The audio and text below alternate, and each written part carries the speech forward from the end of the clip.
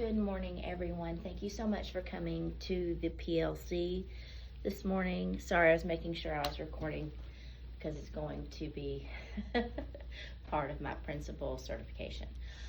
This is going to be a two-part PLC. Today we're going to talk all about relationships with the students, and the second part will be all about data, which we all know how important that is. But today we're going to be talking about relationships. And I did get this information from the Innovation Academy. Those of you that are new, at some point in the year, you will get a Google form if you want to apply for the Innovation Academy. You do have to put some examples of lesson plans that you have done, things you've done above and beyond, and then they accept those that are the most innovating in their classroom, just to become even more innovating, if that makes sense. And so I did apply. I actually applied 2 years before I was accepted, and when I got into the Innovator Academy at the end of last year, they gave us this book. And over the summer, I was reading the book. And funny note is, my office is literally steps away from my living room. But obviously, I could not be bothered to get up and get a sticky note, because not only did I read the book, but since I didn't have any page marks, I took a highlighter and highlighted the corner of the pages that I felt were important. And the first class that we went to during the summer, one of the questions was, what did we find important or noteworthy within the book? And I was like, the entire book, because I have almost every page highlighted at some point. So I do highly recommend this book, even if you're not ever in the Innovator Academy, but I highly recommend both. And I will have this set aside if y'all want to look at it and look it up on Amazon, because we all know that's where we go.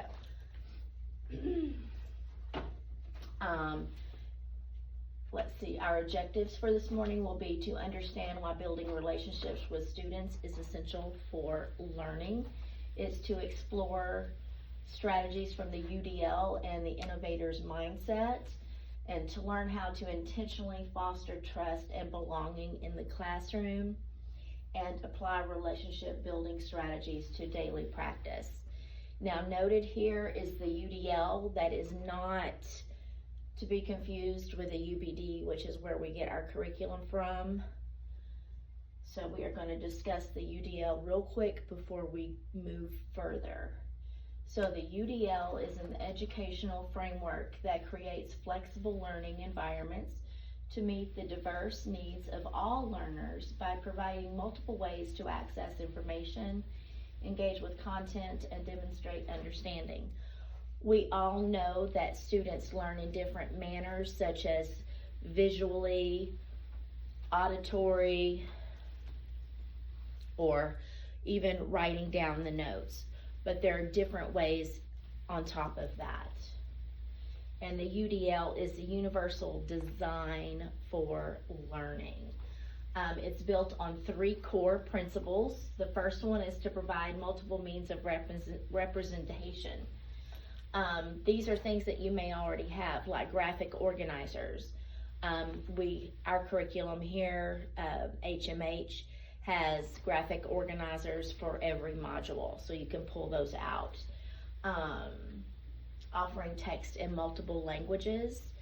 There are ways to get that. You can find those online. If you have a text that you have, such as from HMH, you can plug that in and it can give you something in a different language. Provide audio visual options and allowing for different levels of complexity. When you have your observations with your admin, that's going to be a big one, allowing different levels of complexity, which means everyone doesn't need to be doing one. Like your A group should be maybe doing this, and your B group could be doing this, and your GT group can be doing that. So you're going to have different levels.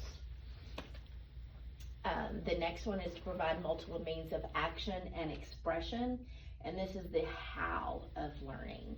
So how they interact with the material, and to demonstrate what they know. So allowing students to write, speak, draw, or use tools to express their learning, and provide options for physical action and navigation. This again is a big one. Students need to be able to speak. Also on your observations, they're going to want to see student-led conversations. And some people are like, well, what does that mean? Students are teaching. Students are not teaching, but you're allowing them to speak.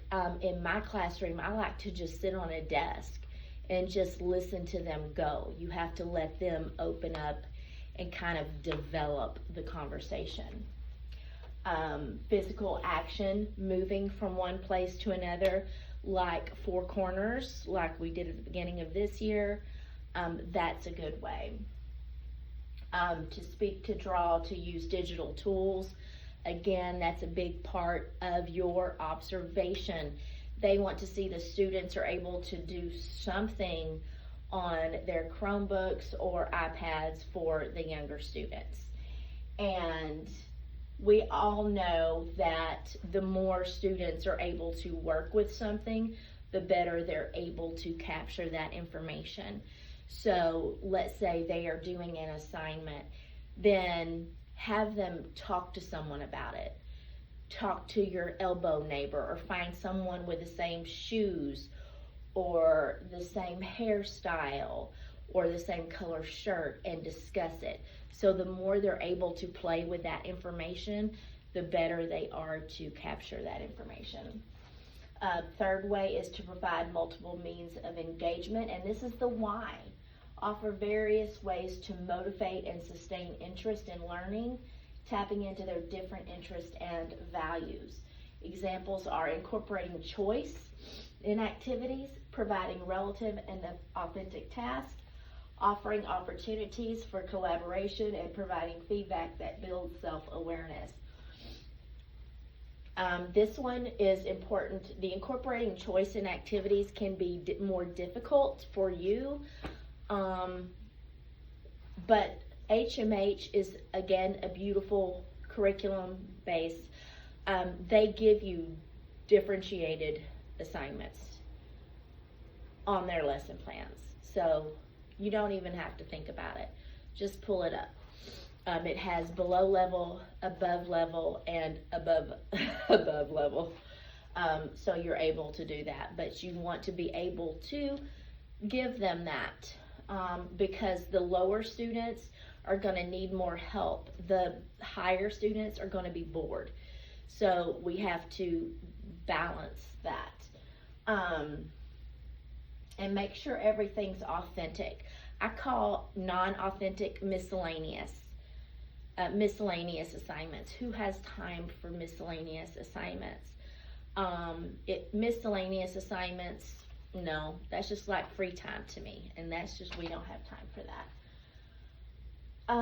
Collaboration, feedback. Collaboration is the same thing.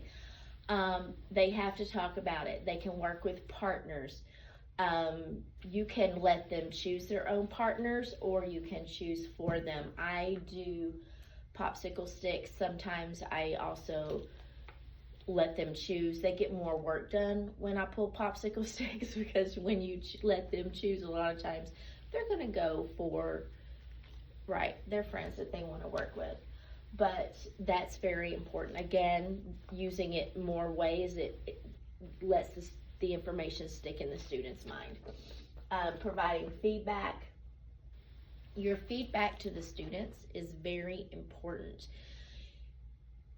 It's not meant to break them down, but it's to lift them up, right? Your feedback can give them the information that either they missed or did well, but either way, they feel ready to tackle it again. So it's very important how you give feedback, and I will discuss that later in slides. Why do relationships matter? Relationships form the foundation for student engagement. Trust creates a safe place for risk-taking and innovation. Strong connections increase motivation and resilience, and aligned with UDL, meeting the student's social, cultural, and emotional needs. Yes, to go along with this slide, over the summer I did go for an interview for an assistant principal position, and one of the questions I was asked was, if you took your rules and protocols for your schools, you took the lessons, the curriculum, and then you took the relationships with the students, where would I place them from 1 to 3, most important to least important? And it's like, your rules are your rule book, so you can't do anything without those. So I'm going to go number 1 with that. But then you have the curriculum and you have the students. It's like, which one is 2, which one is 3? There isn't either. They're both 2, because you can't have one without the other. You have to have the curriculum, because there's no learning that's going to go on unless you have this. So do I want learning or students? Has to go together. If you have that relationship with the students, you're going to have the learning that they need and that you desire. The innovator's mindset. Empathy is at the core of innovation. Relationships help teachers see learning through the students' eyes, and students are more willing to take creative risk when they feel supported. Students definitely do learn best when they feel safe, valued, and understood. And just seeing through the students' eyes, that's important, because basically we don't know what the students come from, what their lives are. So if you can try to see things through the students' eyes, that you may be able to understand better. And again, that just goes back to the relationship that you have with the students, because the better your relationship, the more you're going to know about their life and how they best learn, and it's all just going to roll together.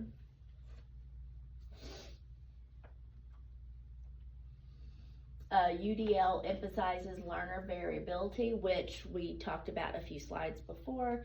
Building relationships helps identify individual strengths and needs, and supports multiple means of engagement and representation, and ensures equitable access to learning abilities. And knowing your students deeply helps tailor the learning and accessibility for engagement. And the cultural, linguistic, and social responsiveness, all of that comes from how well that you build the relationships with the students.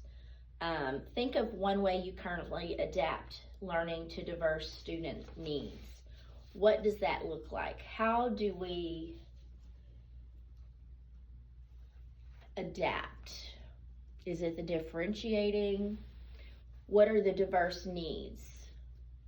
Where do we start?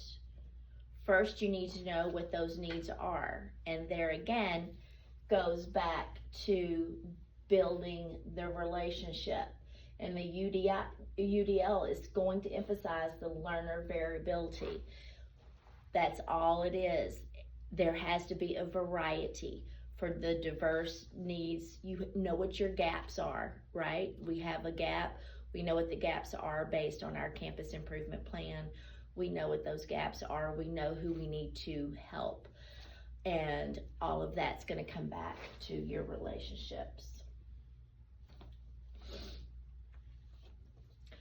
Your practical strategies. Learn the students' names and interests early, incorporate student voice in lessons, provide choice and autonomy, and regular check-ins and feedback loops, celebrate successes big and small. We'll start off with learn student names, and that is a good one. The beginning of this year, we did a couple of things that I actually learned from the Innovation Academy this summer. But the first thing was everyone got a blank piece of paper. And on the paper, they had to do a quick draw of what they did over the summer. Let's say they didn't do anything over the summer, or they're not in a good mood and they didn't like anything that they did. So then they were instructed to quick draw something that they would want to do. During the summer when we did this assignment, I drew a beach because I didn't get to go anywhere this summer. But on a paper, I drew ocean, like waves, and I tried to draw a palm tree, but I am no artist. So we're not talking about getting out the color pencils, the crayons, and the markers. This literally is a quick draw, just a couple of minutes. Then once they get their picture, they crumble it up. Looks like a snowball. Once they get it crumbled up, you get in a circle. And circle for me is you need to be able to see everyone's face. Now we're standing up for this. We're not sitting on the floor. But when everyone's in a circle, everyone has their snowball. We gave the instructions that they were to, once they were told to, they were going to throw it down to the ground, not throwing it at anyone, but throwing it down to the ground. So what happened when we said go, they threw it down, but everyone stayed there. Then we said get one, so they all went down to pick one up.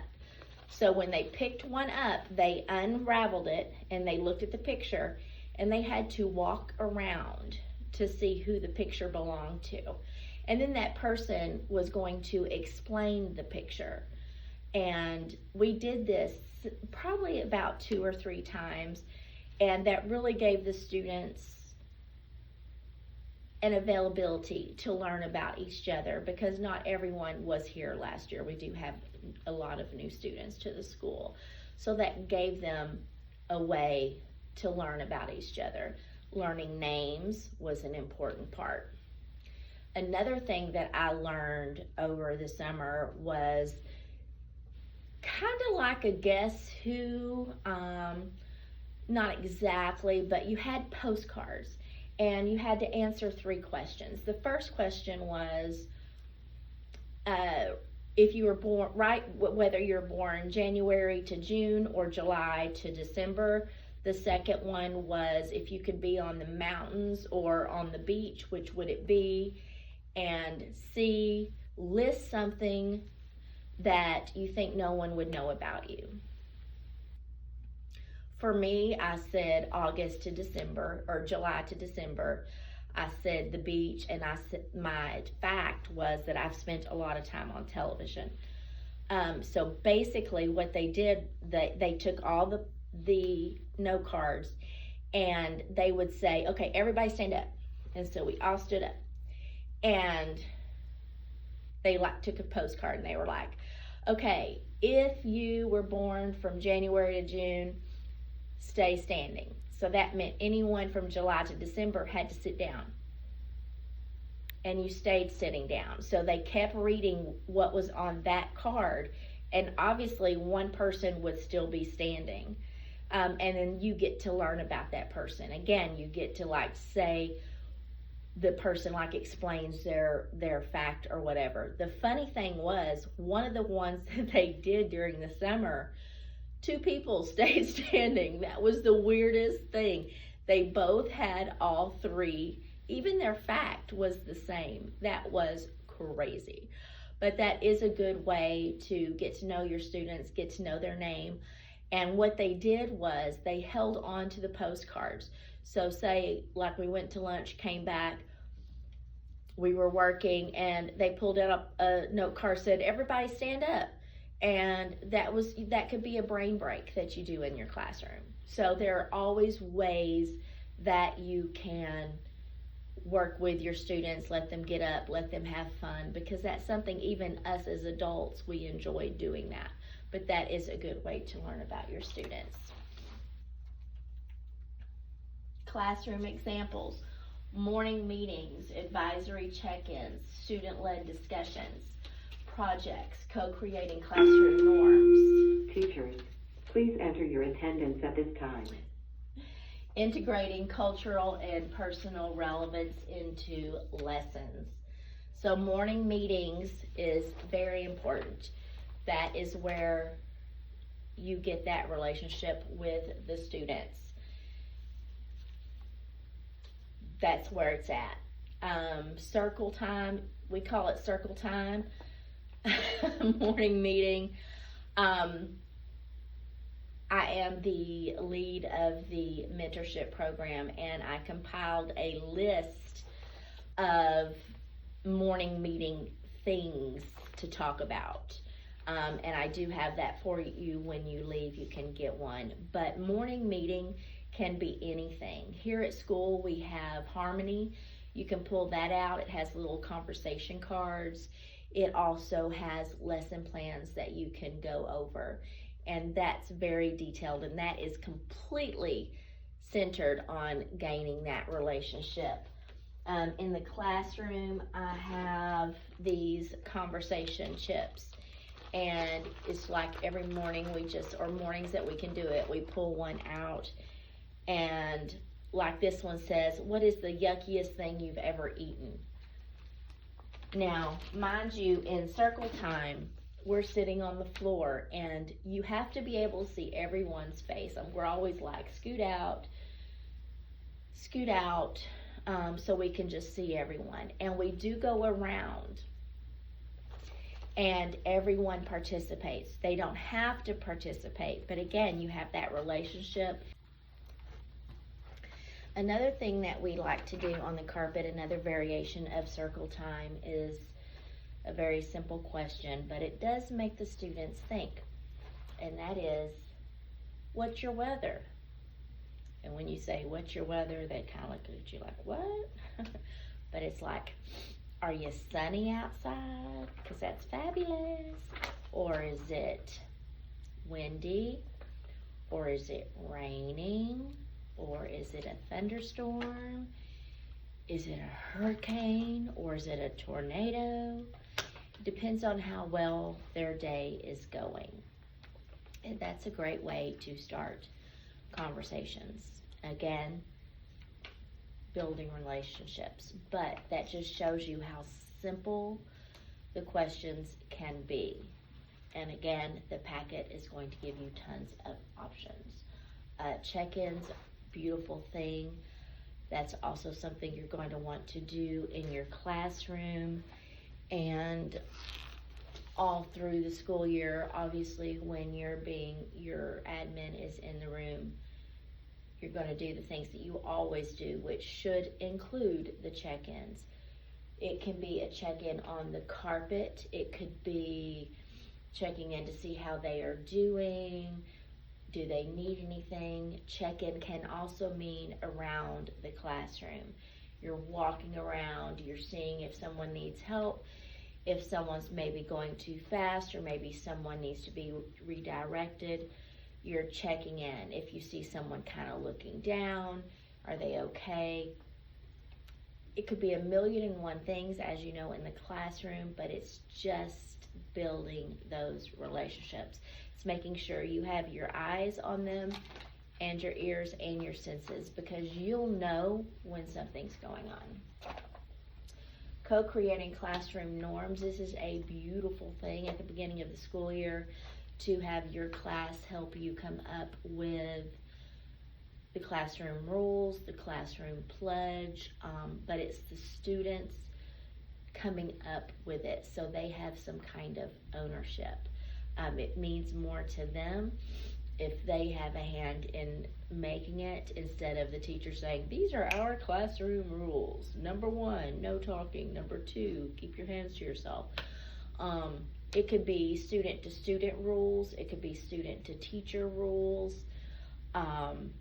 I've seen all kinds of variations, but just remember to have your students do the heavy work for that one. Another one would be a classroom pledge. I think that is fabulous. I want to actually do that myself. I have not done that yet this year, and that's a learning option for you. No matter what we know, we have to do, it's what you can get to, what you have time to get to.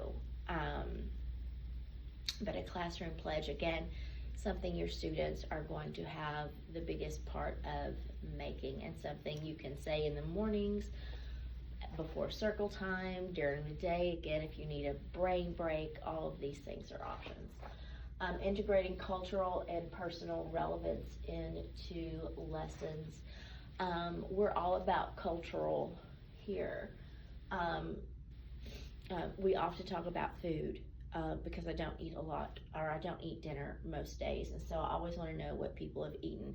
And my favorite thing as of late, if you've never tried it, is lemon rice. Did you know they put nuts in lemon rice? And when I tell you, the flavors are hitting every sensory that you have. It is the best thing ever. But right up there with it is butter chicken and naan. Oh, you have to literally roll me out of the room if I eat that. But it's all about, we have a lot of students from India, and like they'll have grandparents that come visit, and they bring sweets, and oh my goodness. But it's not just appreciating food, it's their culture. It's important to know where everyone came from. There again, everything goes back to building those relationships and personal relevance. One thing I have done every year, and I think that's what helps the relationship, is I let my students see me, right? They know if I'm not having a good morning, I'm honest. If I'm not feeling good, I'm honest. Something's weighing on me, I am honest. But I let them see inside of me. Last year in November, my mother passed, and I had to take several days off, obviously. And when I came back, that was the hardest thing, sharing that with the students. But again, if you let the students inside of you, then you're more relatable. And there again, builds that relationship. What's the impact on student achievement? Students with strong teacher relationships show higher academic performance, reduces discipline issues and increases classroom engagement, encourages persistence in challenging tasks, and prepares students for lifelong learning and collaboration.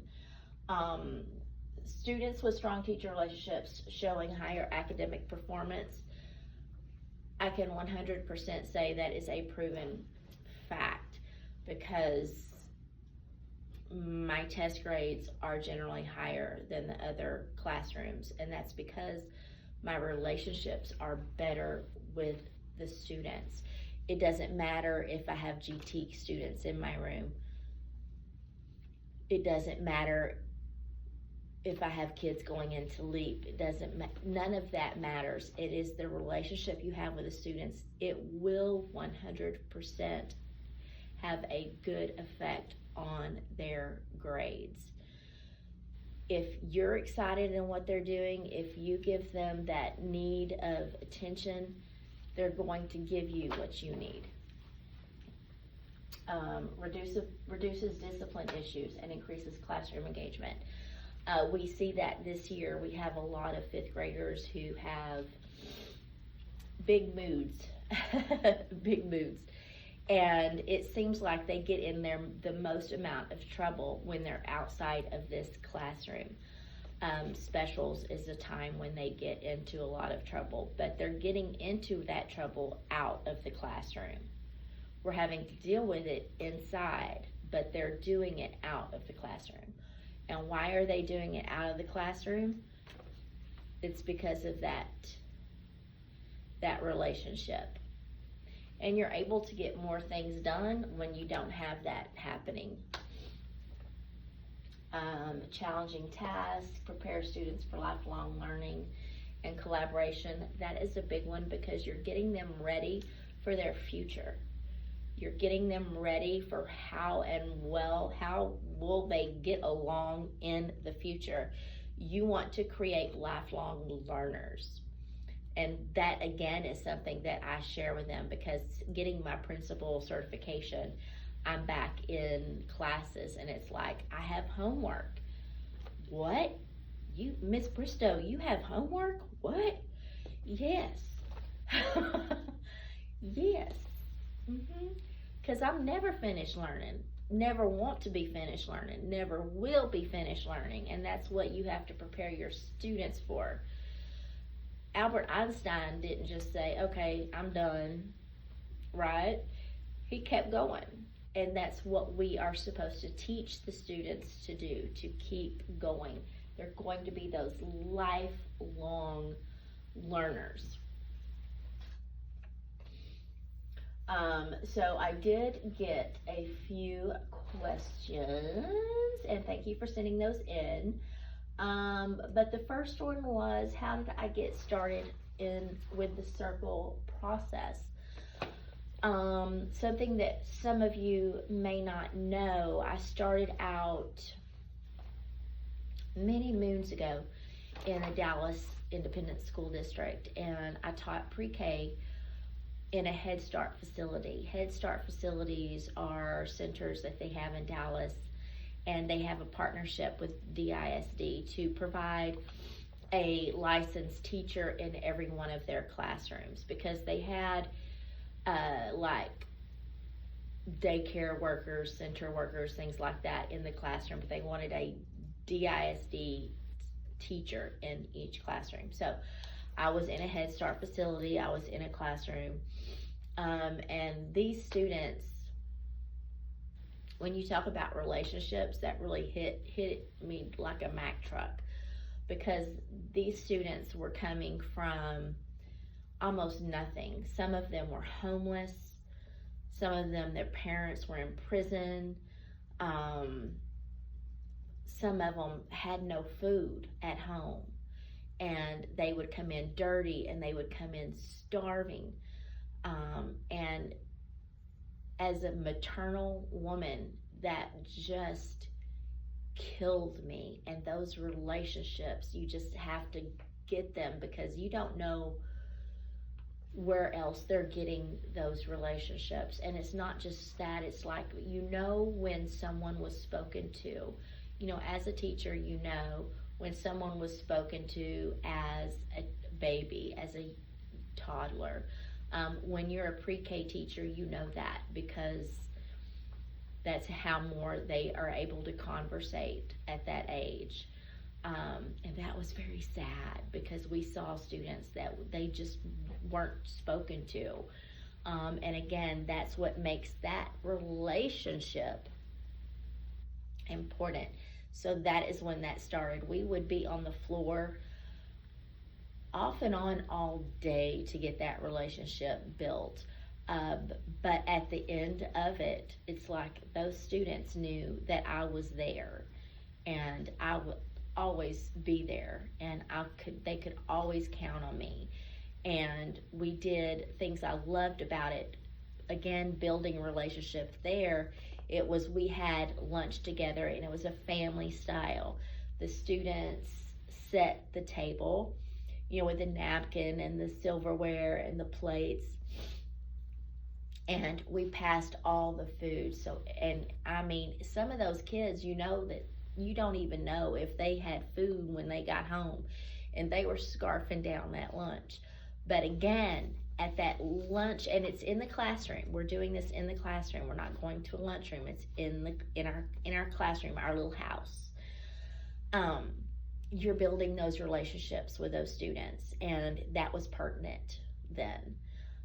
I was there maybe 3 or 4 years before I came to CFBISD. And when I came here, I brought that same style Now, of course, we weren't doing family style lunches in the classroom, but we were spending time on the carpet. I was teaching first grade, and all of a sudden we had first graders getting accepted into the LEAP program. What? Yes. So it's just what you do. The circle time is important, and honestly, it's just the connection that you make with the students, and they don't have to be on the floor. They can be standing. You could do circle time theoretically with them sitting at their desk. There are so many options. The options are endless of what you can do. It's conversation. It is conversation. You spending time with those students. But that is how I got involved in the circle time. Now, we do have a program called Restorative Circle, and every year we'll let everyone know that we're going to have that training. It is off-site, and everyone that wants to do it puts their names in the hat, and basically they pull about 4 or 5 out, and they go to this training, and it's all that circle time, and that's fun. Like one summer we came back, it was great. They had us in the gym. It was all the teachers. This was during summer, and they had us in a big circle. And the counselor that was leading the restorative circle said, or she went to the center, and she would say, "I like pizza." And so she's in the center, and we're all around her in a circle. No spaces, we're tight in a circle. So everyone that likes pizza would run to the center. And when the person that was leading, they would say, "Go," and you had to run back and find a spot in the circle. And if there were no spots in the circle, you had to go to the front. And then you would say what you like. And then again, everybody would come up, everybody would go back. And again, whoever was left in the center said what they liked. But that was, we were adults, and we even had fun.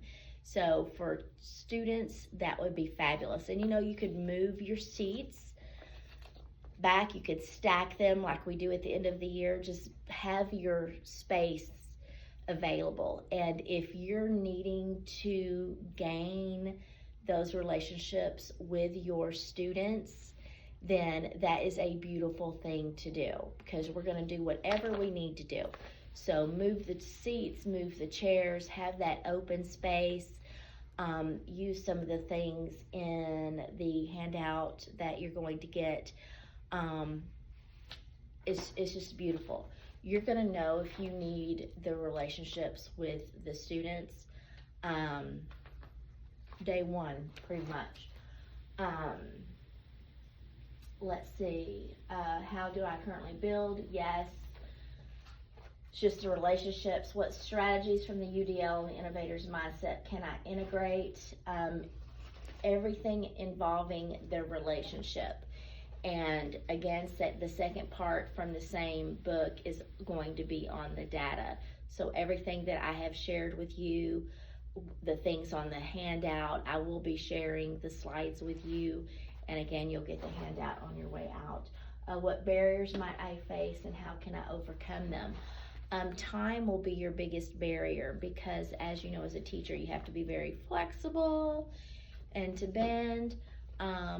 But time will eat at some of those activities, because you'll have to have so much done in a particular day. And my suggestion is just do what you can.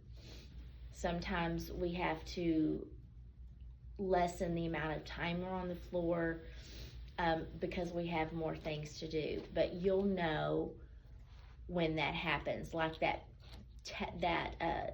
card that I said that you wrote the 3 things about yourself, and they handed it, they just held onto it, and they would just pull one out. That's a good thing to do. If you don't have a lot of time for carpet time, that's just a good thing to do. So it gets them up, gets them moving, and learning about each other. But time is the biggest thing, and discipline is another. But like I said before, if you have that relationship with the students, most of the time you're going to have the behavior that you want. You're always going to have that one student that wants to, do his thing or whatever. But if that relationship is there, it's a lot less. Okay, key takeaways. Relationships are the foundations of learning. I believe I have proven that with these slides. The UDL and the Innovator's Mindset provide frameworks for equity and innovation. Absolutely. Remember, your relationship with your students is what gets them to soar on their scores. They're just going to go amazing places. And remember, we want to teach lifelong learners. So if you teach them how to do that, they're going to get it. Small intentional actions build trust and belonging. Absolutely. Like I said, the relationships you have with the students, it's not just you knowing about your students, it's your students knowing about you. It's very important. That trust is not going to be there if you don't let the students in to let them know about you. Investing in relationships transforms both teaching and learning. Absolutely. That's where it's at. The relationship, you can't have anything in your classroom without that relationship. We must ensure that we remove the barriers and provide opportunities for all students to develop foundational skills and use their knowledge to communicate, collaborate, and solve meaningful problems. Yes, remove the barriers. Again, time, you learn how to bend and alter things to fit the behaviors, the relationships that will calm that. Students working together, that is a truly beautiful thing, because again, students working together, talking together, that could be read and then talk to your neighbor, them collaborating together on anything. Could be projects, it could be writing assignments, it could be differentiated, it could be below level at your table working together, it could be GT students working together. This is completely adaptable to your classroom. Students are always watching. What do you want them to see? Students are very inquisitive, even when they don't want you to think they are. So what are they seeing? If they see you as a teacher, as their leader, being mean to someone else or unkind, then that's the lesson that they are getting. See, we make mistakes as well. But if they see you behaving any negatively towards anyone else, that's the lesson they are getting. So you need to be sure that as a leader, you're leading them down a good path, not a negative one. That's always. And you as a leader should always uphold yourself, because admin's always watching you. So we've got a lot of eyes. So just make sure that you're being that kind of leader, and that's something that you can instill in the students, because for them to be lifelong leaders and lifelong learners, they need to be able to lead. We do not follow, we lead the path. And would you want to be a learner in your own classroom, or would you want your children to be in your classroom? That's a big one. If it's one where you have those relationships and everyone's close and intertwined and everyone's learning and everyone's achieving and surpassing their goals, yes. But if it's a negative atmosphere where people are angry or upset, again, that goes back to everything about this presentation. It is all about the relationships, and it's open-ended.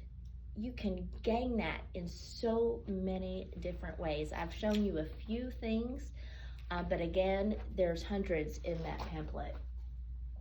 Now this is what I learned over the summer, and it just blew my brain. I just loved it. It was actually a video from a Marine captain someone high up, and he was talking to new recruits. And you know, they're big and they're tough, and they're like, let me ask you a question. Would you rather be a thermometer or a thermostat? And all these guys are like, what? And girls, it was both guys and girls, but they were like, what? They were like, what kind of question is that? And some people said, I want to be a thermometer. And some people were saying, well, I want to be a thermostat. And the drill sergeant or the Marine was like, you don't want to be a thermometer. And I was like, whoa, okay. But the explanation is a good one. A thermometer is very reactive. It lets external circumstances dictate their mood and attitude. They're easily influenced by emotions and attitudes. Who wants to be a thermometer? No. Thermostat is where it's at. And yes, I'm a poet and didn't know it. A thermostat sets the tone, shapes their environment rather than simply reacting to it. Creates a change by acting on the information they receive, influencing the mood and attitude of those around them. That envelops everything that we have talked about today. Setting the tone and shaping the environment and the mood in your classroom. Yes, that starts when you're out in the hall, and when you come in, you're setting the mood. How do we do it in the hall? Well, you know, we have to be out in the hall at 7:15 when the bell rings and the students are coming down, and it's good morning. Hello, it's so nice to see you. Your hair looks great today. You know, we don't do outfits because we're uniform, but if someone knows that you're happy that they are there, you're setting that tone because they're coming in the room in that way. Other than good morning, like I'm having a bad morning, I got a headache, good morning. I mean, are you going to want to go into a classroom like that? No. So just be cognizant of that when you're in the hall, because you're going to set the students up to be able to come into the classroom in that good mode, that good feeling. It's going to be a good atmosphere, so you're setting that tone. Also, when you're in the classroom and you're setting those norms, those rules, those pledges, those circle time, the norms, you're setting that environment. So we want to be a thermostat. Never want to be a thermometer, only a thermostat. And there are many quotes in education, many quotes. I even have one, as you know, on my email chain. A room without a book is not a room, right? But this is a good one. It doesn't matter who you are, where you come from. The ability to triumph begins with you, always. Oprah Winfrey. And that is, again, cognizant of what you can do in the classroom, because it doesn't matter what the students did last year, what they did last week, what they did yesterday. It's what they are doing right now. And that's so important. And I will end on that, because that's probably one of the biggest things, is because you know you're going to have students all different levels, all different backgrounds, all different abilities, and it doesn't matter where they are. That's not anything having to do with where they are going to be. If you can gather that kind of relationship with your students, you will see them just go by leaps and bounds to go and achieve more than they could even imagine. And that's beautiful. That's going to lead to that good data that we're going to look at next time. And it's going to bridge those gaps that we need to bridge from our campus improvement plan. So I hope everyone gains something from this PLC. On your way out, be sure you get your handout, and if you need any help with circle time or moving your desk out of the way to get to some better things going, let me know and I can come help. If you need more ideas, I can help you. And if you want to learn more about the Innovation Academy or the Restorative Circle training, you know where to find me. Come get me. Okay, thank you.